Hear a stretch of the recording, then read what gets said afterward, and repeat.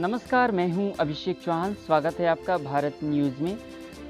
तालिबान समर्थक देशों को भारत का कड़ा संदेश। टेरर फंडिंग करने वाले देशों को जवाबदेह ठहराई अंतर्राष्ट्रीय समुदाय। संयुक्त राष्ट्र सुरक्षा परिषद का अध्यक्ष पद संभालने के तुरंत बाद अफगानिस्तान पर बैठक बुलाकर भारत ने यह सिद्ध कर दिया कि वह सदैव विश्व शांति के लिए अपने कदम आगे बढ़ाता रहेगा। भारत के संयुक्त राष्ट्र में अस्थायी प्रतिनिधि टी.एस. तिरुमूर्ति ने आतंक का समर्थन कर रहे देशों को भी कड़ा संदेश दे दिया है। उन्होंने कहा है कि अफगानिस्तान का अतीत उसका भविष्य नहीं हो सकता। इस क्षेत्र में आतंकवादियों की पनाहगाह और अभयारण्यों को तुरंत नष्ट करना चाहिए। भारत ने स्पष्ट शब्दों में कहा है कि आतंकवादियों की सप्लाई चेन को भी तत्काल समाप्त कर देना चाहिए। अब समय आ गया है कि सुरक्षा परिषद अफगानिस्तान में हिंसा की समाप्ति के लिए ठोस कदम उठाएं। यह भी सुनिश्चित किया जाना चाहिए कि इस क्षेत्र में या पड़ोसी देशों को आतंकवाद, अलगाववाद और चरमपंथ का तो खतरा नहीं है। आतंकवाद को प्रश्रय देने या फंडिंग करने वालों को भी जवाबदेह ठहराया जाना चाहिए।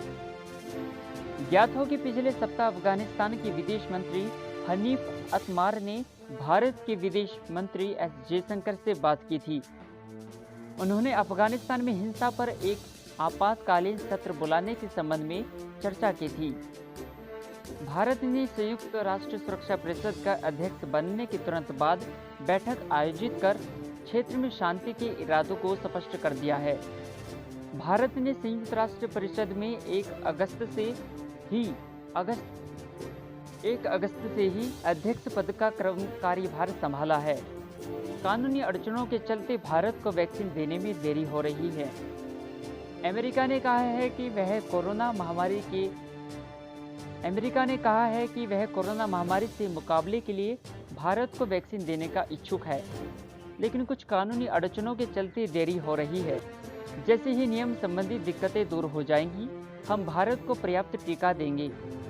अमेरिका से कोरोना वैक्सीन की सप्लाई में देरी के संबंध में पूछे गए सवाल के जवाब में व्हाइट हाउस की प्रवक्ता जेन साकी ने कहा है कि अभी कानूनी और नियामक संस्था संबंधी कुछ